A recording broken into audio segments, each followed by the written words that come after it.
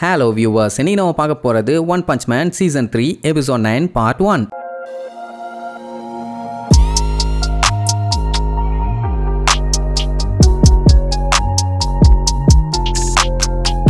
Open பண்ணா அந்த வேகன்மா ஏன்டா அவன் கூட சண்டை போடாம வந்த, சண்டை போட்டா ஜெயிச்சிருக்கலாம்ல, செம்மையா இருந்திருக்கும்பா, அதுக்கெல்லாம் டைம் இல்லாமா, உங்க வேலையே மான்ஸ்டரை கொல்றதானே, அப்புறையா விட்டு வந்தேன்பா, அட முந்திரி கிருதா மண்டையா, உன்னை காப்பாத்ததான் இங்க நாங்க வந்தோம், இப்ப போய் நான் அவன் கூட சண்டை போட, அவன் கத்திய வச்சு ஒன்னிய போட, அப்புறம் உங்க அப்பா என்னைய போட, தேவையா இது, மூடிண்டு வாடான்னு கூப்பிட்டு போனா ஓடி ஓடி டயர்டா இருக்குதுப்பா, கொஞ்ச நேரம் ரெஸ்ட் எடுக்கலாம்பா, தம்பி நம்ம ஒண்ணு பிக்கினிக்கு வரல, மூடிக்கிட்டு வாம்பா, போற வழியில அந்த வான்கோழி வாயன் செத்து கிடக்கிறத பார்த்துட்டு ஐயோன்னு பதறுவான், ஒன்னும் பயப்படாத, நான் தான் அவனை நாக் அவுட் பண்ணேன், நாக்கு கூட வெளியில கிடக்குது பாரு, அப்படிங்கும் போதுதான் அதை பார்த்துட்டு ஏதோ டொங்கன் பறவைம்பா, என்னடானா டிவில ஒரு ஷோ ஒன்று நடக்கும், அந்த ஷோல இதே மாதிரி தான் ஒரு பேர்டு வந்து டான்ஸ் ஆடிட்டு இருக்கும், அதுதான் 1ஆம் நம்பர் கூமுட்ட பறவை, எத்தனை டைம் அதை கொன்னாலும் திருப்பி திருப்பி திருப்பி திருப்பி எந்திரிச்சு வந்துடும், இதுக்கு முன்னாடி எதுவுமே நடக்காத மாதிரியே பேசும், அப்பதான் சைல்ட் எம்பரருக்கே ஒரு விஷயம் புரிய வருது, அவன் ஆல்ரெடி அவனோட பேரை ஃபீனிக்ஸ் மேன்னு சொல்லியிருப்பான், அது மட்டும் இல்லாம இவன் சொல்றதை வச்சும் பார்க்கும்போது அப்ப இது மறுபடியும் உயிரோட வருமானு பயப்படுவான், அது வெறும் டிவி ஷோ தான், அதெல்லாம் எதுக்கு இவ்வளவு சீரியஸ் ஆடுகிறேன்னு சொல்லிட்டு அங்க இருந்து கிளம்பிடுவாங்க. இந்த மான்ஸ்டர் மண்டையனுங்களை நம்பவே முடியாது,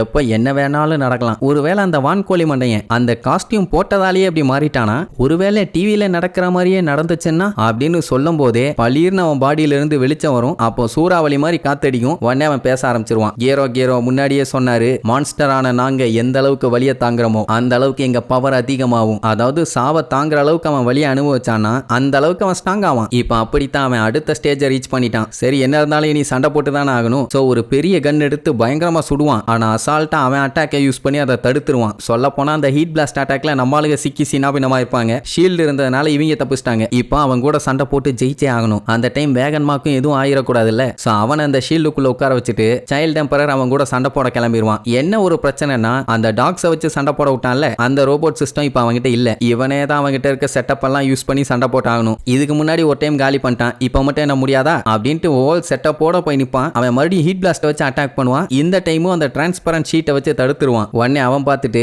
மறுபடியும் அதை வச்சு தான் தடுக்கிறியா, போன டைம் நான் தோத்துட்டேன், ஆனா இந்த டைம் கண்டிப்பா உன்னால நீ தடுக்க முடியாதுன்னு சீன் போடுவான், முடிஞ்சா வாடான உடனே தோ வராண்டான்னு அப்படியே ரொட்டேஷனை போட்டுட்டு பாஞ்சு வந்து அந்த கண்ணாடியில நங்கு நங்கு நங்கு நங்குன்னு 4 இடி சில்ற மாதிரி சில்லு சில்லா செதறிடும், அது மட்டும் இல்லாம சைல்ட் எம்பரருக்கு சரியான அடி, அடிச்ச ஃபோர்ஸுக்கு செவுத்துல போய் டங்குன்னு இடிச்சு பள்ளி மாதிரி ஒட்டிக்குவான், இப்ப அந்த வான்கோழி வாயனுக்கு செம கான்பிடன்ட் ஆயிருச்சு, இனி இதுக்கப்புறம் நான் தாண்டா இந்த உலகத்தோட பயங்கர பவர்ஃபுல்லான ஆளு, இனி நான் தாண்டா இந்த உலகத்திலேயே நம்பர் 1, என்னை யாராலையுமே ஜெயிக்க முடியாது, நான் ரொம்ப ஸ்ட்ராங்கா உணர்றேன் அப்படின்ட்டு வில்லத்தனமா சிரிச்சுட்டு இருப்பான், சைல்ட் எம்பரர் பாத்தீங்கன்னா தேம்பி தேம்பி அழுவான், உடனே அவன் அழாத சாவும் போது வலிக்குமே தான் அழுகிற, நோ வரிஸ், நான் வலியே இல்லாம சளிய வச்சு சாதாரணமா உன்னைய போட்டு தள்ளிடுறேன், சோப்பு போடுற மாதிரி ஸ்மூத்தா இருக்கும் இந்த வேலை அப்படின்னு ஒன்னு அழுதுகிட்டே சொல்லுவான், போடா பைத்தியக்கார பண்ணி பயல, நான் ஒன்னும் பயத்துல அழுகல, உன்கிட்ட போய் அடி வாங்கின பாத்தியா, என்னையவே நான் விளக்கு மாத்தால அடிச்சுக்கணும், அவ்வளவு கேவலமா இருக்குது, சொல்ல போனா நீ நல்லா ரேங்க்ல இருக்க மான்ஸ்டரும் இல்ல, போயும் உன்கிட்ட போய் நான் தோத்துட்டேன் பாரு, ஒரு எஸ் கிளாஸ் ஹீரோவான என் நிலைமை இப்படியாவுன்னு நான் எதிர்பார்க்கவே இல்ல, மூத்த சந்துக்குள்ள வச்சு என்னைய முக்க விட்டுட்டு இல்ல,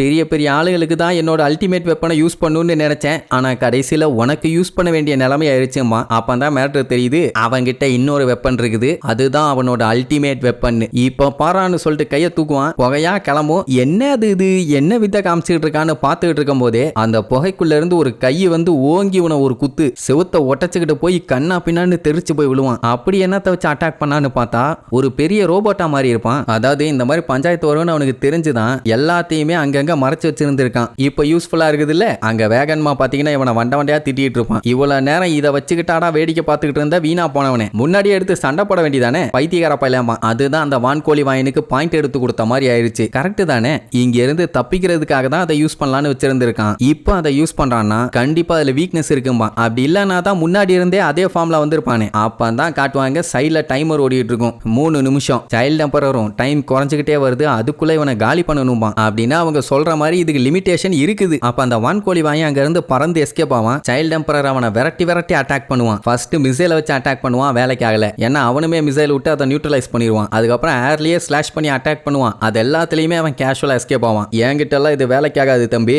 அப்படின்ட்டு இவன் அடிப்பான் பாருங்க. சுத்தி சுத்தி சைல்ட் எம்பரரால் அவனை பார்க்க முடியல, அந்த அளவுக்கு வேகமா அட்டாக் பண்ணிட்டு இருப்பான். ஆனாலும் சைல்ட் எம்பரர் விடல, புதுசா அவனும் ரோபோட்ஸ் எல்லாம் இறக்கி விட்டு அட்டாக் பண்ணுவான். அந்த நெருப்பு எல்லாத்தையுமே அப்சர்வ் பண்ணி அவனே சும்மா தகன்னு கொழுந்து விட்டு எரிஞ்சுட்டு இருப்பான். என்ன பண்ணாலும் அதுக்கு கவுண்டர் அட்டாக் பண்றதுக்கு ரெடியா இருக்கான். அப்சர்வ் பண்ணால அந்த நெருப்பை இந்த வச்சுக்கடான்னு சொல்லி திருப்பி அடிப்பான். சுத்தி இருந்த ரோபோட் எல்லாம் வெடிச்சு திரிக்கும். ஆனாலும் சைல்ட் எம்பரர் விடல, கத்திய வச்சு அவனை ரெண்டா பொளந்துலான்னு வெட்ட போவான். அதையும் புடிச்சுக்கிட்டு விட மாட்டான். இன்னும் சைல்ட் எம்பரருக்கு 1.5 நிமிஷம் தான் இருக்குது. அதுக்குள்ள இவனை காலி பண்ணலன்னா இவனோட எனர்ஜி கம்ப்ளீட்டா ட்ரைன் ஆயிரும். அதுக்கப்புறம் இந்த ரோபோட்டை வச்செல்லாம் சண்டை போட முடியாது. அது அவனுக்கு தெரிஞ்சு போச்சு. வீம்புக்குன்னே இவ்வளவு வேகமா சண்டை போடுறான்னா சண்டையை சீக்கிரமா முடிக்க ட்ரை பண்றான் அப்படின்னா கொஞ்ச நேரத்துக்கு மேல இந்த ரோபோட்டால தாக்கு பிடிக்க முடியாது. பரவாயில்ல சமாளிப்போன்னு சொல்லிட்டு அந்த கத்தியை ஒட்டச்சு தள்ளிட்டு ஃபீனிக்ஸ் விங்குன்னு சொல்லி அட்டாக் பண்ணுவான். சரி இவனை தான் அட்டாக் பண்ண போறான்னு பார்த்தா அங்க ஓரமா உட்காந்துட்டு இருப்பானே வேகன்மா, அவனை போய் டங்குன்னு அட்டாக் பண்ணும். இன்னும் கொஞ்ச நேரம் அட்டாக் பண்ணான்னா அந்த ஷீல்டு உடஞ்சு வேகன்மா செத்து போயிருவான். அதனால வேகமா போய் அவனை காப்பாத்தி தூக்கிட்டு போவான். அந்த டைம் இந்த வான்கோழி வாயன் கேப் போடாம அட்டாக் பண்ணிக்கிட்டே இருப்பான். அப்பதான் டைம் வேஸ்ட் ஆகும், அவன் வீக் ஆவான். அதுக்கப்புறம் சொல்லி அவனை கொல்லலாம். ஆனா சைல்ட் எம்பரர் உசாரு,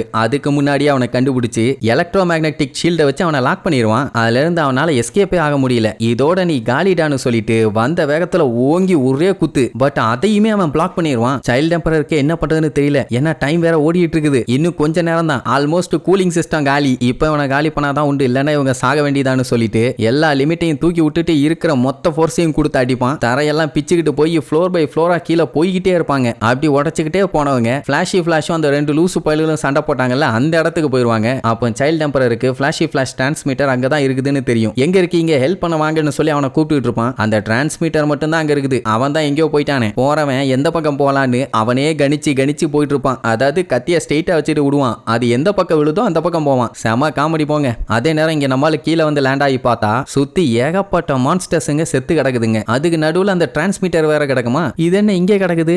அப்போ பிளாஷை போட்டு தள்ளிட்டாங்களா ஐயோன்னு பயந்துட்டு இருக்கும்போது பின்னாடி இருந்து பயங்கரமான பிளாஸ்ட். யாரானா அந்த வான்கோழி மண்டையன். இப்ப இவங்க பாத்தீங்கன்னா தண்ணிக்குள்ள இருக்காங்க. அவன் ரொம்ப நன்றியும்பான். என்னடானா அவன் இவன் கூட பயங்கரமா சண்டை போட்டதுல அந்த வான்கோழி வாயினோட பவர் வந்து இப்ப ரொம்பவும் அதிகமாயிருச்சு. இதே நார்மல் ஹீரோ கூட சண்டை போட்டிருந்தானா இந்த அளவுக்கு அவன் பவர்ஃபுல்லா மாறி இருக்க மாட்டான். அவ்வளவுதான் வேகன்மா பார்த்துட்டு நடுங்குவான். அட பேதியில போனவனே, என்னடா சண்டை போட்ட, நீ பண்ண அட்டாக்ல செத்துருப்பான்னு பார்த்தா இன்னும் ஃப்ரெஷ்ஷா ஆப்பிள் மாதிரி வந்து நின்றுட்டு இருக்கான். அப்ப நம்மளுக்கு ஷாபு கன்ஃபார்மான்னு கேட்பான். இல்ல அவன் த்ரெட் லெவல் அதிகம் பண்ண ட்ரை பண்றான், நம்ம எப்படியாச்சும் இவனை காலி பண்ணுன்னு மறுபடியும் அட்டாக் பண்ண போவான். இனி இதுக்கப்புறம் சைல்ட் எம்பரர் அவன் கூட சண்டை போட்டு ஜெயிச்சிட்டானா இல்ல தண்ணியிலேயே ஜலசமாதி ஆக போறானான்னு அடுத்தடுத்த எபிசோட்ல பார்க்கலாம். டடா.